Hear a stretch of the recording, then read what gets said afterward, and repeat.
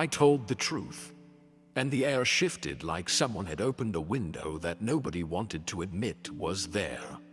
The room was warm a second before. Too warm, actually. That kind of cozy that hides things.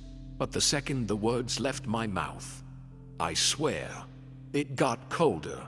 Not the kind of cold you feel on your skin. The kind you feel in your soul when you realize silence has a shape. They kept smiling. Someone even laughed. But something pulled back. Invisible, immediate. Like an elevator door closing a second before you step in. And I stood there, holding my truth like a coffee mug nobody wanted to sip from. I wasn't trying to be deep. I was just being real. It came out of me the way breath does. Unplanned, but necessary. But that's the thing, isn't it? Necessary doesn't always mean welcome. There's this playlist I keep. One for when I feel too much. Sad piano, rainy background. That one voice memo I never deleted. It played on my walk home. Same headphones, same volume. But the world sounded different. Muted. Like I was watching my life on someone else's phone. The truth wasn't loud, but it echoed. And echoes hurt when nobody answers back. I used to be lighter, I think. Or maybe just better at hiding the weight. There was a version of me that would have told that story as a joke. You know, soften the edges, add a sarcastic punchline. But something in me got tired of translating pain into punchlines just to keep the room warm. So I said it plain. No glitter, no mask. And that's when it happened. That moment. Not dramatic. Just different. Like the lights stayed on, but the warmth left. Like everyone stayed seated, but suddenly I was the only one standing, even though I hadn't moved. And maybe this is what exile looks like now.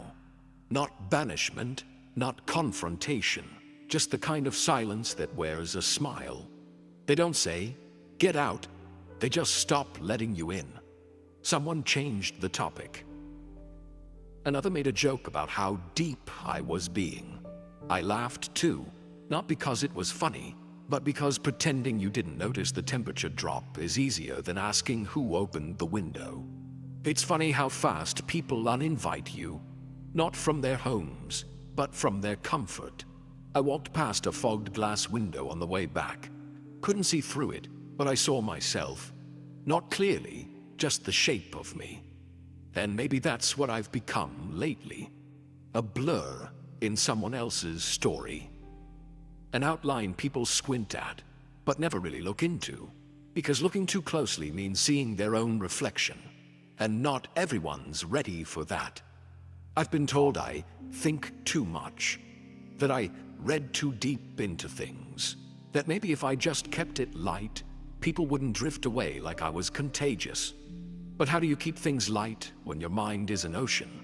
How do you stay surface level when your heart keeps sinking? Maybe they weren't scared of me.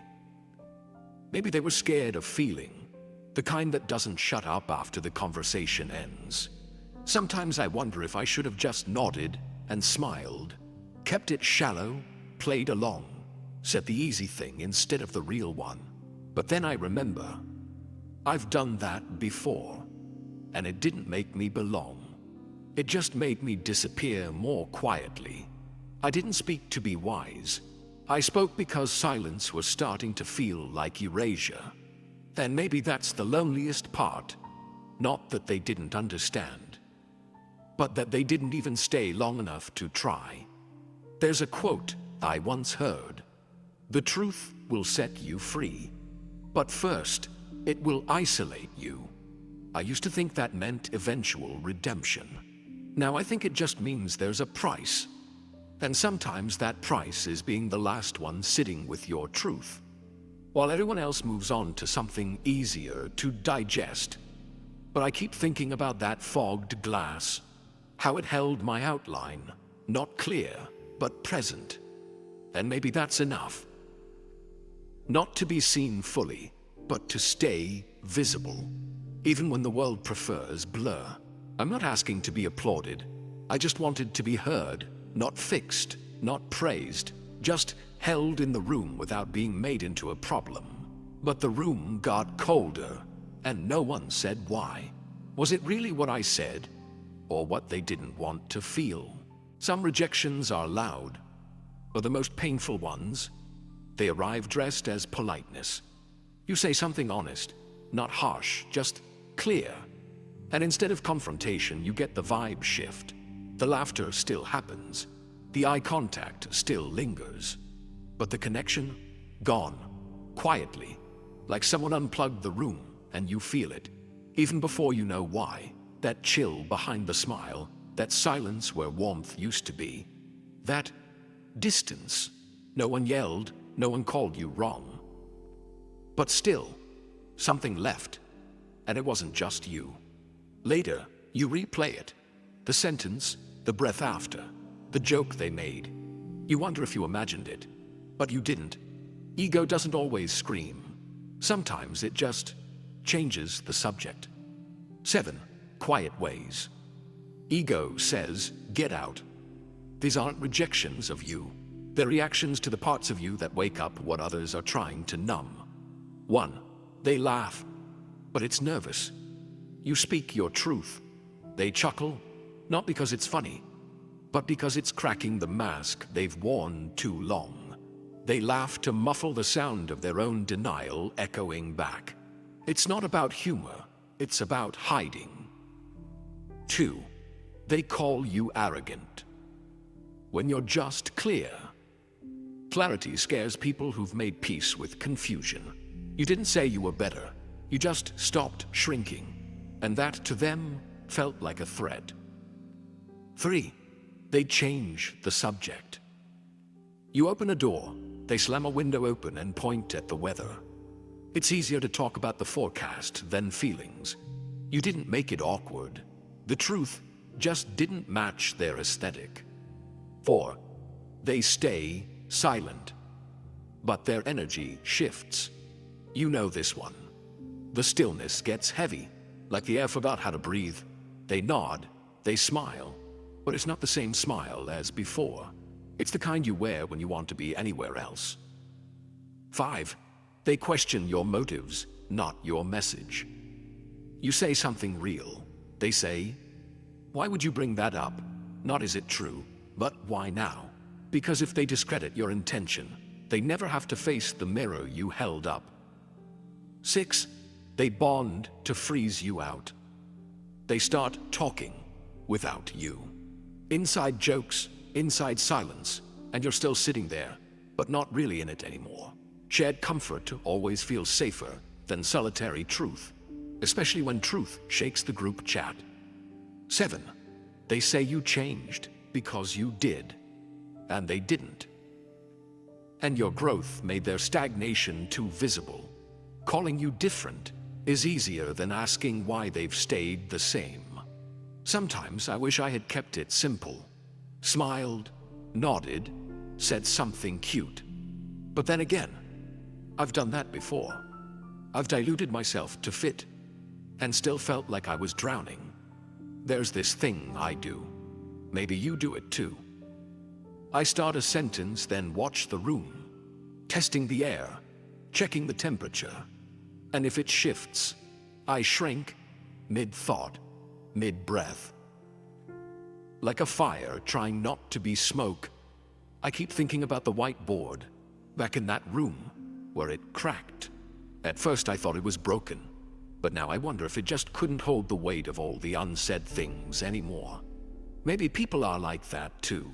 They break, not from the truth, but from resisting it for too long. When they said I talk too much, what they meant was, you made me feel too much. When they said I go too deep, what they meant was, I wasn't ready to swim there. When they said I need to lighten up, what they meant was, I need you to shrink so I don't have to grow.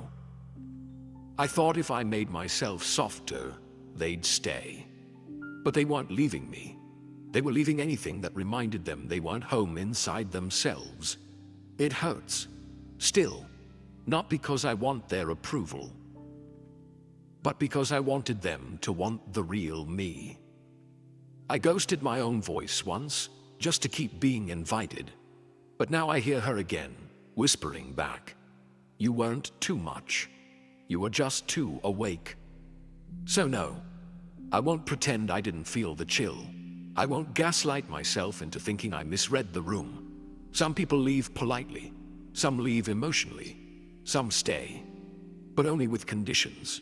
And that's the worst kind of. Goodbye. The one they never say. But you still feel. If I had lied instead, would they have loved me more? I used to stare at that whiteboard like it betrayed me. The crack ran straight through the middle, like my voice had split something open. I thought maybe it was a sign, that maybe my words were too sharp, that maybe I'd pushed too far, said too much, felt too loudly. But I see it now. I didn't break the board, it broke for me. Because it couldn't keep holding what no one else dared to say out loud. It happened after I told the story, the real one. The one I used to coat in humor and cut short with nervous laughs. But that day, I let it land. Quiet, complete, unapologetic. And right after, the board cracked. A clean fracture. Horizontal, right through the line where I'd written the word meaning. I tried to laugh it off. Someone joked I'd brought too much energy. Someone else said it was just old. But I felt it. Not the board, the silence. Like the room didn't know what to do with something that didn't ask for applause, just presence. I stayed behind after everyone left, the marker still in my hand, the word still on the board, the crack still visible. And something inside me whispered, stay, not for them, but for you, the version of me that needed to see this through. We're taught to clean up our messes, erase the whiteboard, start fresh. But I didn't erase it. I drew a circle around the crack, and inside it, I wrote, still standing. Because maybe some things aren't meant to be fixed. Maybe they're meant to be witnessed. I used to think silence was safe, that if I said nothing, I couldn't lose anything. But silence didn't protect me. It only made me forget what I sounded like. And then one day my truth came out, like a leak in the ceiling, not planned, just couldn't be held in anymore. And the moment it did, the whiteboard cracked, and something in me clicked. What if the crack wasn't damage? What if it was an opening, a fracture line where meaning could finally breathe? Maybe we're all just whiteboards, trying to hold too much in a space too smooth to keep it all safe. And when the pressure builds, something has to give. There's a word I used to write in every journal entry. Shrink, like I needed to fit into something. A conversation, a friendship, a room. But that day, I wrote something different. Stay big. It felt like rebellion, but it was really a return. I kept writing on that cracked whiteboard for weeks. Not for others, not to be liked, but to leave breadcrumbs for the next version of me who might forget again. Sometimes the words smeared. Sometimes people walked in, saw the crack, and asked if it was still usable. I smiled. It's more honest now, I said. Truth isn't neat. It doesn't color inside the lines. It doesn't ask permission before it enters the room. It just arrives, like light through blinds, like a crack in the board. I started noticing how many things in life are cracked. The subway tiles in my bathroom, the spine of my favorite book, my voice when I talk about what really matters. None of them make the thing less real. If anything, they make it more real. We keep trying to stay smooth, clean, composed, clickable. But what if the most trustworthy parts of us are the ones that creak? A friend once said to me, "You're brave." I laughed, because I didn't feel brave. I felt tired. Tired of pretending the water wasn't rising. But maybe tired is what happens right before you get honest. I think that's what the whiteboard was trying to say. Not you failed, not you broke it. But you matter, enough to leave a mark that couldn't be erased. Sometimes I dream about that crack. It's always glowing, like a scar that learned how to carry light. So I keep writing, even when it feels like no one's reading, even when the room goes quiet, even when the board feels fragile. Because maybe the board doesn't have to be whole. Maybe I don't either. If my thoughts make others uncomfortable, should I stop thinking? Or keep choosing meaning? They didn't hate me. They hated the echo of something they gave up on. That's what I'm learning. It wasn't my intensity, my depth. It was the reminder that somewhere deep inside them, they used to care that much, too. They flinched when I said the word purpose. They laughed when I brought up the idea of meaning. They changed the topic when I questioned why we were all just surviving, like that was the goal. And maybe I was too blunt. Maybe my timing was off. But maybe the real problem was that I wasn't tired enough to numb myself yet. I see it now, in their eyes. They don't want truth. They want comfort.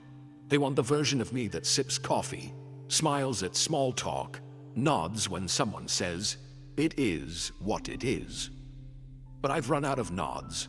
I've run out of pretending the fog on the mirror is peace. They laughed. They left. Not because I was wrong, but because staying would have required a kind of grief they weren't ready for. Grief over what they stopped chasing. Grief over who they thought they'd be by now. And when someone walks into the room still holding a flashlight, it makes everyone else look around and realize they've been living in the dark for a long time. I used to shrink so easily, apologize without knowing what I did wrong, make myself small just to be invited back into spaces that made me feel invisible anyway. But the truth is, they didn't want me small because they didn't love me. They wanted me small so they could stay comfortable. There's this quote by Viktor Frankl I carry in my pocket like armor. Those who have a why can bear almost any how. It echoes when I walk into rooms that don't know what to do with me. When I open my mouth and the temperature drops. When I write on whiteboards and the crack reappears. When I speak and feel the laugh before the ghosting. That quote reminds me, maybe my why is the thing they're running from. And that's the twist, isn't it? I used to think I had to be softer. Now I realize I just had to be truer. It's not arrogance, it's ache. It's not superiority, it's survival. I'm not trying to be better. I'm trying not to vanish. They called it too much. But it was just enough to wake something up inside me. And once it opened its eyes, it couldn't go back to sleep. A friend once said I was making life harder than it needed to be. I smiled quietly, because maybe life is hard. Not because we think too deeply, but because we keep pretending it doesn't mean anything. I stayed behind, not because I'm stronger, not because I don't get tired, but because some of us weren't built for numbness. We were built for fire. And yes, sometimes that fire burns us, but it also lights the way, even when no one follows. They say I've changed. They're right. I've stopped shrinking. I've started asking better questions. I've begun choosing rooms that echo with meaning, not just noise. I walk slower now, but with purpose. I sit alone more, but I'm not lonely. I speak less often, but when I do, it's honest. That cracked whiteboard, still there, still writing on it, still circling the fracture. But now it feels like a heartbeat, like the board is alive. Like it remembers the moment I chose not to erase myself. Meaning isn't a performance. It's not aesthetics or applause. It's the soft decision you make every day to stay awake in a world that begs you to sleepwalk. And if I must be misunderstood, let it be for something that matters. If I must walk alone, let it be toward a life I won't regret when the noise finally dies. They wanted me small, but small never fit my soul. Would I rather be accepted or real? There was a night I laughed at a joke that made my chest tighten. Not because it was funny, but because everyone else did. I walked home afterward and didn't press play on my playlist. No sad piano, no voice memo, just silence. But it wasn't peaceful. It was the kind that buzzes, the kind that asks, "Who are you becoming?" Silence isn't always soft.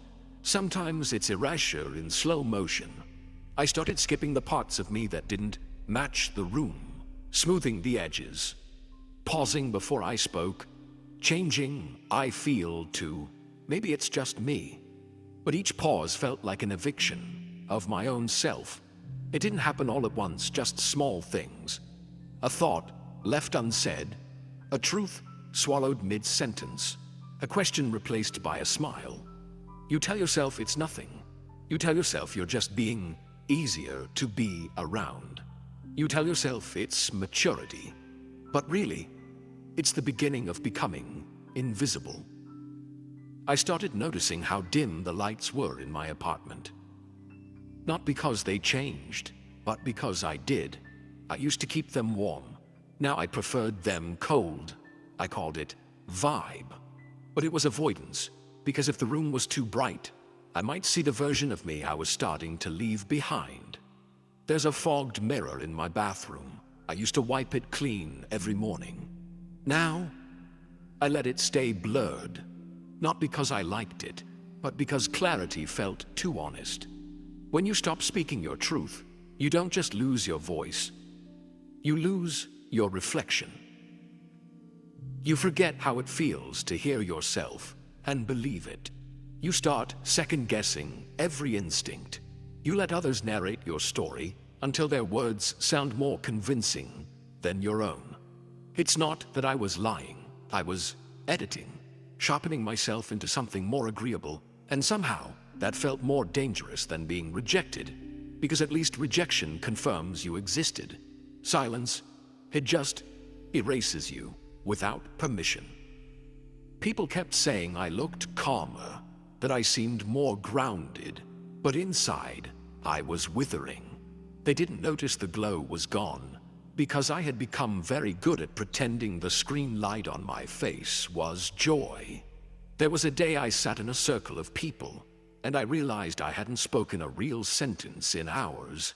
Not a joke, not a fact, a real sentence. Something that sounded like me, like someone home inside their skin. I laughed at stories I didn't find funny. I nodded at opinions that made my stomach twist. And at the end, someone said, "You're such good company." And I felt the ache of it, because I wasn't even with me anymore. We think staying silent keeps the peace, but sometimes it just builds a war inside you. A quiet, aching kind, where the battlefield is a dinner table, and the wounds are the words you never said.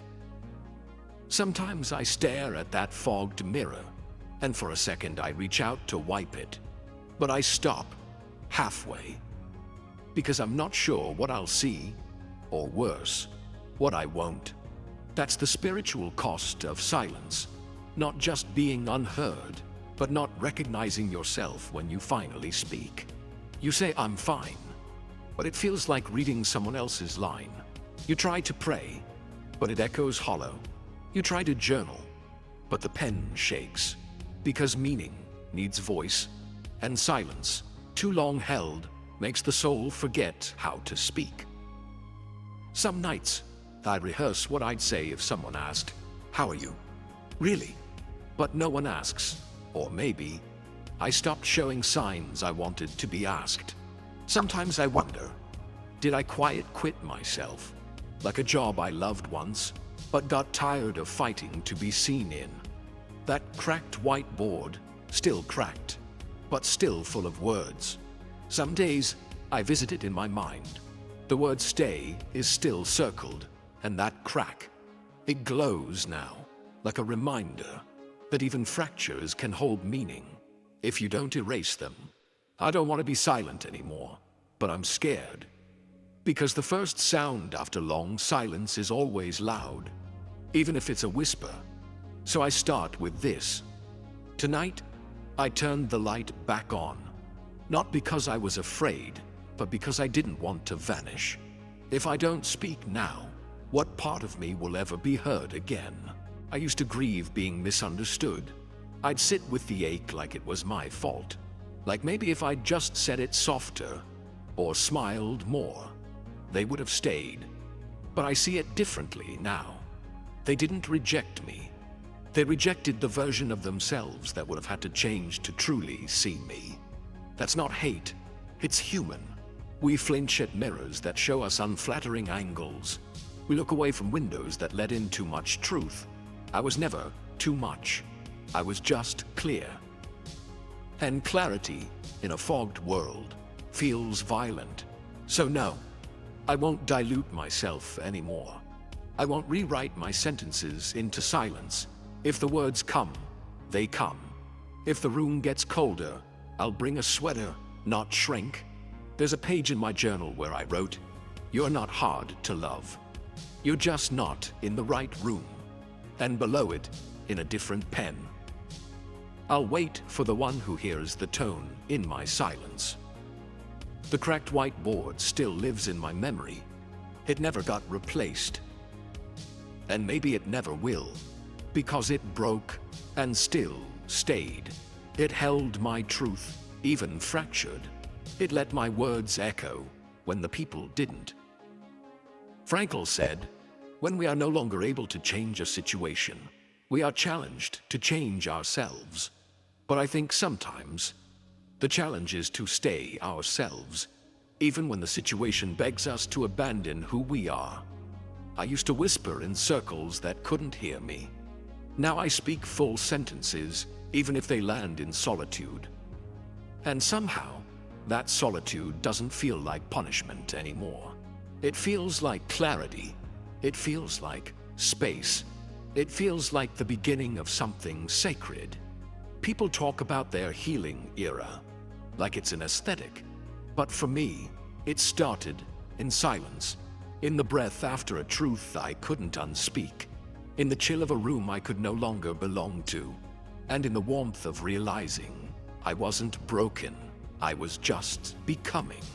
This is my healing era, not glowing, not ascending, but present. Still cracked, still questioning, still circling words on a board only I see.